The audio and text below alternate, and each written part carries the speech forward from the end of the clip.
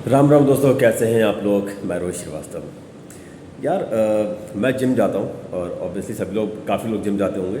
Gym में आजकल जो देखने को मिलता है ना, कि मुझे जिम करते हुए 15-16 साल हो गया। मैं उत्तर प्रदेश से हूँ, वहाँ पर मैं जिम करता था। तब से मैं अभी तक मैं वर्कआउट करता आ रहा हूँ। मेरे यूपी के जो जिम थे ना दोस्त, और अभी तो बहुत टाइम हो गया वहाँ वर्कआउट किए हुए।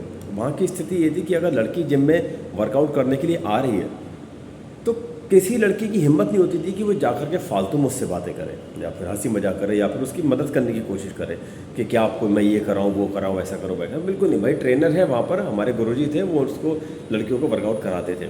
लेकिन आज का पता नहीं क्या ट्रेंड हो गया है, कहाँ से इन लड़कों में इतनी दरिया दिली आ गई है कि लड़की देखती वो मतलब फिसल जाते हैं एकदम से कि अरे भाई, हमको लगता है कि उस लड़की को हमारी आवश्यकता होगी, वो अपना उसका पोस्चर ठीक नहीं है, वो वर्कआउट ढंग से नहीं कर रही है।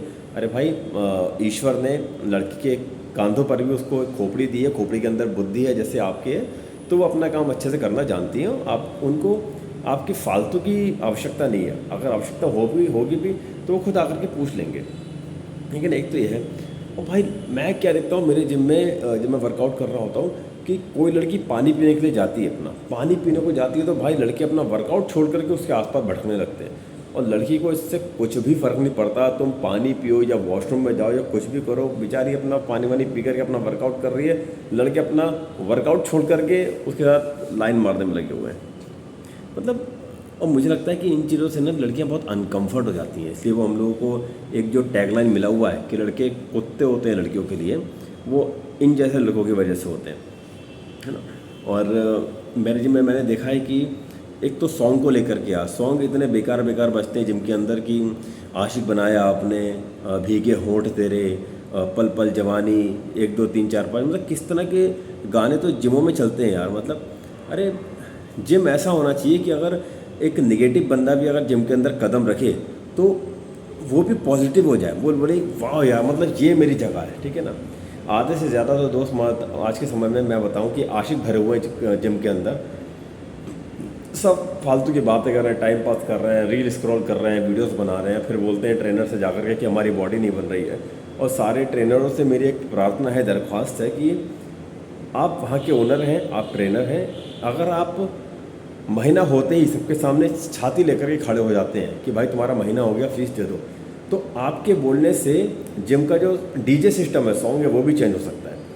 अरे अगर जिम के अंदर गाने बजाने हैं यार, तो महादेव जी के गाने बजाओ, हनुमान जी के गाने बजाओ, मोटिवेशन वाले इंग्लिश सॉन्ग है, पंजाबी सॉन्ग है, हिंदी सॉन्ग है, मराठी सॉन्ग है, हर भाषाओं के इतने बढ़िया बढ़िया मोटिवेशन वाले सॉन्ग है, उनको बजाओ।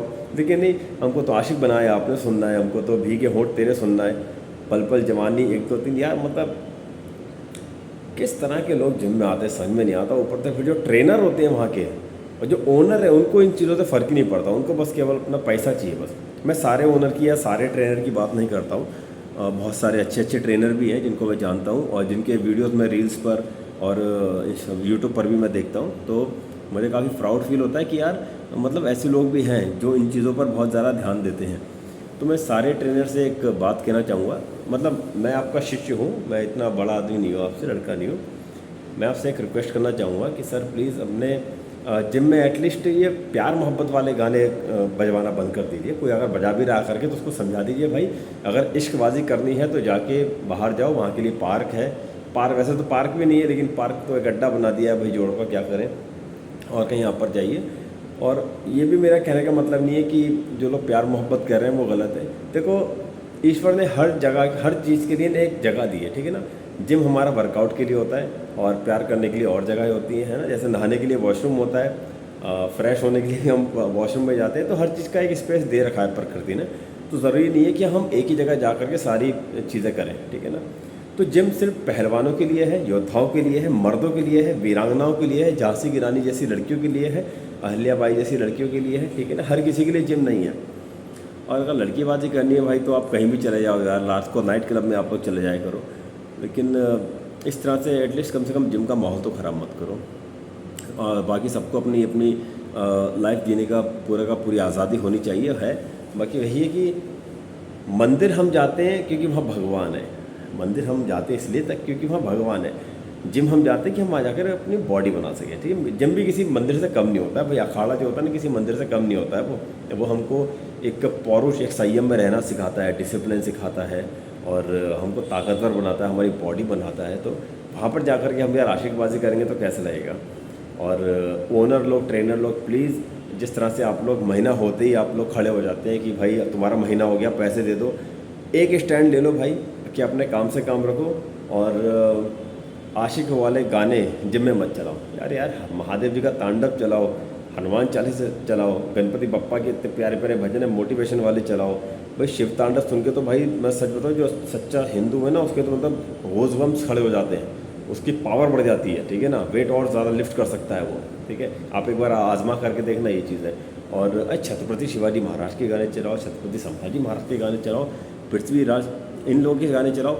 ये ऐसा तो है नहीं कि इनके गाने नहीं होंगे यूट्यूब पर, मगर नहीं, हमको तो यार आशिक बनाया आपने, ये सब सुनना है। एक फ़नी किस्सा मैं शेयर करता हूँ आपके साथ कि सामने डिस्प्ले है मेरे जिम में, बड़ा सा, बहुत बड़ा सा डिस्प्ले है, ज़्यादा बड़ा जिम नहीं है, डिस्प्ले लगा हुआ है वहाँ पर। और बड़े से मतलब है, ज़्यादा लग्जरी जिम नहीं है, मैं देसी जिम में ही जाता हूँ। तो बड़ा सा डिस्प्ले लगा हुआ है, तो एक दो बंदे चिनअप कर रहे हैं भाई। मल्लिका शेरावत को देखने के लिए वो चिनअप छोड़ करके दोनों बंदे वहीं के वहीं खड़े हुए हैं। एक बंदा बाइसेप्स कर रहा है, वो बाइसेप उसका डंबल ही रुका हुआ, वो सीधे मल्लिका शेरावत को, मतलब वो गाने को सुन रहा है वहाँ जा उसको देख करके। मतलब वो लोग स्टैचू बन चुके हैं यार, मतलब अश्लीलता देखने के लिए। कैसा बॉडी बनाते हो यार, मतलब कैसे कैसे बॉडी बनी, देख करके मुझे हंसी आती है और कभी कभी अंदर से गुस्सा भी आता है कि मैं यार जा करके बोल दूँ। मैंने एक बार तो ट्रेनर को मेरे बोला भी था, सर देखिए आपके जिम में ना आधे से ज़्यादा तो आशिक लोग आते हैं, ठीक है ना, और आप भी इस बात का ध्यान नहीं देते कि भाई किस तरह के यहाँ पर गाने बनने चाहिए या नहीं, है ना। ऐसी मैंने उनसे बात की तो वो बोलते यार क्या करें यार। फिर मैंने मन में सोचा ट्रेनर है, इतने भी क्या बहस करना, क्या बात करूँ, वहाँ के ओनर है, थोड़े एजेड है, इसलिए मैंने उनको ज़्यादा मैंने कुछ बोला नहीं कि सर बोलेंगे कि तू ही मुझको ज्ञान दे रहा है। बाकी मेरा ये मानना है कि यार अगर ये चीज़ें जिम में तो नहीं होनी चाहिए कि कोई लड़की जिम में आ रही है तो उसके पीछे चले गए, मतलब ताड़ा तोड़ी कर रहे हैं। भाई उसको अनकम्फर्ट फील होता होगा यार, आपको क्यों लगता है कि वो कुछ कर नहीं पाएगी और आपसे मदद मांगने के लिए खड़ी हुई है वो। भाई घर से वो अकेली आई ना तो अपना काम वो कर लेगी, ट्रेनर से पूछ लेगी, है ना। और मेरा कभी जिम होगा तो भाई मैं तो साफ साफ बोल दूंगा भाई यहाँ पे आशिकी वाले गाने नहीं बजेंगे, मतलब नहीं बजेंगे। और मेरा इस बात को गलत मोटिव भी ना समझे कोई भी कि मैं आशिक वाले गानों को बुरा बोल रहा हूँ। अच्छे सिंगर है, अच्छे गाने गाए, मैं भी सुनता हूँ वो गाने, लेकिन उसके लिए भी एक जगह होती है यार। हमारा घर हो गया, पार्क हो गया, कहीं भी सुन लो यार आशिक वाले गाने, क्या दिक्कत है। लेकिन जिम में तो मत सुनो, जिम में सिर्फ जिम करो भाई, हो बॉडी बनाओ यार, मतलब ताकतवर बनो और कुछ नहीं।